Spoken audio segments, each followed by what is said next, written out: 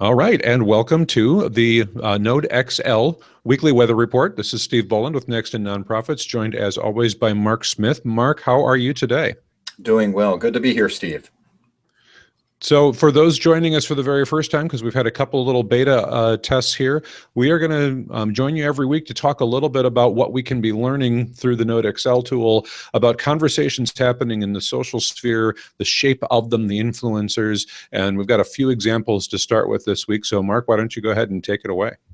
Thank you. Our listeners and viewers can join us at NodeXL graphgallery.org. You'll find the NodeXL Graph Gallery there. It's like Flickr, but for network data sets. We have lots of thumbnail images of networks, and these networks often come from social media. They don't have to, but a lot of them are Twitter and Flickr and Facebook and YouTube and those kinds of things. Here on your screen, you should be seeing our front page where a lot of recent network graphs have been uploaded on a variety of topics. Before our recording started, we started browsing through the gallery, and we found a few of potential interest to your listeners. In particular, this one, Keep It in the Ground, an advocacy hashtag promoted by the Guardian newspaper in Britain. Keep It in the Ground is a network about pressuring the Wellcome Trust and the Gates Foundation into divestiture of their investments in fossil fuels. And so this is an advocacy hashtag, and we can see in its shape that it's a very distinctive pattern, a distinctive social media network. It has at its center the Keep It in the Ground account. We can see that by zooming in here, and we can see that this account is at the hub. That's Leo DiCaprio leading the discussion of Keep It in the Ground. A lot of people retweeting Leo DiCaprio talking about oil drilling in LA, which threatens health. Each of these... And we should note, Mark, that this is being Oscars, and DiCaprio wins, makes an environmental speech, so has the ability to reach an audience differently from how he might normally on social media. But look at the spin-off impacts is the really interesting thing, I think, about this graph. Right. So yes, Leo did win the Oscar at long last, and he gave a very powerful speech in which he said that climate change is real. And given the context in which some people would dispute that claim, that was an important statement to make. When we look at Keep It in the Ground, then what we can see is that Leo DiCaprio is now the #1 most important account in that discussion network, and that these other accounts play an important role in that discussion. But Leo, with 14 million followers, has an enormous impact. But notice that we order people not by their number of followers, because somebody with relatively few followers could still be influential here in this discussion at this time. And so in the report, we tell you that this is basically 3 days, 3¼ days of Twitter activity. And in that amount of time, 4,509 people tweeted the word "Keep It in the Ground." And so what we're trying to do with this analysis is reduce your need to actually read all of those tweets in order to answer a set of, I assume, fairly common questions that you might want answered, like, who are the most influential voices in this very large crowd of people? There are 4,000 some people here, 4,509. Could we zoom into just the most important? And of course, we could debate what importance is, but for a social network theorist, this thing we call betweenness centrality is often considered to be a good proxy for importance. These are the people at the center of the graph. And so looking at these people, if you were interested in this topic, you might want to follow these people, and we helpfully put a follow button there.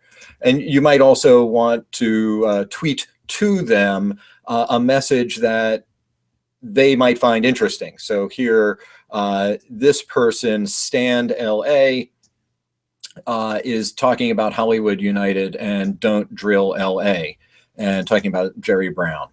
And so if you were going to talk to them, you might want to mention those topics in your message to them. Right. So And really interesting to see that Stand LA is out there with just regular followers, but because this conversation is broader than just people that only follow them, they've got more centrality between them than Mark Ruffalo with a couple million followers and the governor of California. I mean, it's a really interesting way to look at that. it's true. And, you could dispute that and you could say, fine, go ahead and sort by followers. And in our tool, that's certainly easy enough to do. You've got all of these data columns. And if you wanted to sort by this, you could, but we tend to sort by this because it identifies the people in the center of these conversations. So network theory may have a different way of measuring importance and value. And we think that by creating this weather report, this overview, a map of 3 days of conversation, we can cut to the chase. We can identify the answers to questions that I think an interested observer might have, like who are the key people? Does the crowd divide into neighborhoods? And you can see here that these boxes represent subgroups or regions, neighborhoods, if you will, that are not necessarily all that connected to each other. In some cases, each of them has its own leader or most central person. We could call them the hub. And these hubs are more visible in the interactive version of the graph, where we can zoom in and identify the person at the middle of one of these discussions. And there's Mark Ruffalo. There's the governor of the state of California, Jerry Brown. And we can scroll around and zoom in to find out who are these people. But these people are essentially broadcasters. They have created an audience in the sense that these people retweet a hub, but they are not yet talking to each other. That is a pattern that looks very different than these hub and spoke patterns. They look like dense meshes or webs. You might see that in some of these other discussions, like here is STEM, for example. That's a discussion that might have a little bit more of a community pattern in it. It might be a little less broadcast. I'll let that load up and we'll take a look. But the important thing, I think, to see in these maps are the ways that a relatively few number of people become the center of the discussion. These people are the mayors, and engaging them is a way of gaining access to these audiences that they've created, rather than always assuming that you are Leo DiCaprio and you can get an enormous audience yourself. Right. I mean, certainly nobody is minding getting the attention of a Leo, and that's great, but really interesting to see how other folks are spurring conversations and introducing you to people that you might not know, because you're probably not as active as you may be on social media going to be able to get Leo DiCaprio to send your message out. But some of these others that are aligned with your mission, that are out there doing the same kind of work, you can be in contact with that smart tweet kind of feature and start a conversation and see if you can't get introduced to some of those audiences. It's really fascinating. That's right. And the other features of the report are identifying the other web resources that are associated with the discussion, both overall. So these are the top URLs mentioned in the entire discussion of Keep It in the Ground. But notice that the top URL is not the same in each neighborhood. So G1, G2, G3, each of them has a slightly different, well, has a different set of URLs. And so that suggests that these neighborhoods, these subgroups, all care about Keep It in the Ground, but are paying attention to it in slightly different ways. And this list of top URLs then can be an important guide to where on the web you should be paying attention. Maybe you want to place advertising there or organic content. You may simply want to know that if you're covering this issue for the Houston Press, that the Guardian is also, of course, the sponsor of the issue. But where else is it getting talked about could be important. For that matter, here in the top hashtags report, this tells you where else you might want to focus your attention.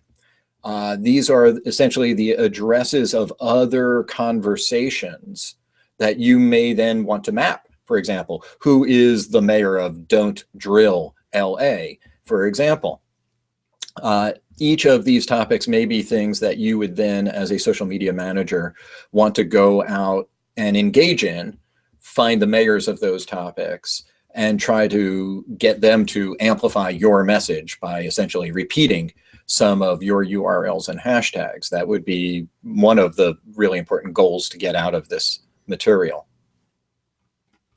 Yep. So, Mark, this is great stuff. And we've got a few more tabs that we want to take a look at before we wrap up. So I'm going to ask if we can move to those, because we are chewing up some time and it's really interesting, but there's so many other conversations happening here. Why don't you take us through a couple more? So here's NP Tech, and we can zoom into, zoom into NP Tech. And when we do that, I want you to notice it's this hub and spoke broadcast pattern again and again. So NP Tech also is a broadcast discussion, but compare it with Keep It in the Ground, where we clearly have one enormously dominant broadcaster who dwarfs all the others, versus something like NP Tech, where we have a kind of balance. There are about a half a dozen heavy hitters here. Well, 1, 2, 3, 4, maybe a half a dozen smaller ones. And so there's a little bit more balance in terms of who are the leaders and how big are their audiences. Who are the mayors of NP Tech? So nonprofit technology. We would scroll down here and find out that Dakin Marketing. And who is that person? Sean Dakin, and he's a GMU marketing professor. These people are the people at the center of talking about technology and nonprofits. If you care about that topic, you would certainly want to follow them. And if you were going to talk to them, you might want to use the words that they use to talk to them. You'll know what their topics of interest are. Yeah, again, really interesting to see that list and to see the follower count versus the impact that some people are having in conversations, where you look at the relatively small numbers compared to, say, Nonprofit Quarterly. But Nonprofit Quarterly tends to be this broadcast thing. They send messages out. There's a lot of people that are following it, and they may be seeing that, but they're not retweeting, responding, re-engaging in conversation the way that other accounts are that are, have fewer immediate followers, but more impact on those followers. That's right. So our goal, as usual, is to essentially cut to the chase. If you were going to read, in this case, we're looking at, it's about a month of content related to NP Tech. There are 3,000 people, and they tweeted somewhere on the order of 10,000 times. And so the question becomes, did you want to read them all? And if you didn't, what would you have wanted to know if you had? If you actually bit the bullet and said, okay, I'm going to read them all, what will you want to know? We're making an argument. You want to know who the key people are, what they're linking to, what the other hashtags are, what is being talked about, rather than the detail of looking at 10,000 tweets. And so it's great stuff, but I think that one of the interesting things about what we're looking at here is the ability of almost anybody to jump into this and learn from this tool about something. It doesn't have to be a big multi-thousand conversation. We're just picking a couple of examples where there's a lot of traffic to make a pretty map, but you can either use the NodeXL tool yourself to generate some of these visualizations around important topics for you, or Mark, they can go ask, Connected Action to see if maybe you'd be willing to give them a hand. Oh yeah, here at connectedaction.net, there is a request button. And if you hit that, it asks you to request a map from us, and we'll give you a form to fill out, and we'll send you a map and post it to the Graph Gallery. So you just have to fill it out, tell us where you want to get the data from, and we'll mail you one. Right. So a fantastic place to get started if you're seeing these conversations and going, wow, I can see where that's useful, but I'd love to understand it about my hashtag, a favorite account I'm following, a series of words. It doesn't have to be a specific hashtag, but anything that can be tracked and again, as you pointed out a couple of times here, Mark, not necessarily just Twitter or Facebook. There's lots of other places where conversations are happening, and this tool can also help people see that data too. That's right. And we should note that about a week and a half from now, we're planning next Friday is the release of the Instagram importer for Oh, NodeXL. cool. So maybe in one of our future episodes, we'll be looking at Instagram maps. Great. Well, I think that's a fantastic tease to kind of close us out for this week. Get ready to talk again next week. So in the meantime, you can find me, Steve Boland, at Next Nonprofits on Twitter or nextnonprofits.com on the web. Mark, where should they best keep in touch with you? Right. You can look us up at NodeXL on Twitter or at Mark, that's MARC_Smith on Twitter. Also find us at NodeXLGraphGallery.org. Perfect. Mark, thanks so much for your time. We'll see you next week. Thank you. Good to be here. See you next time.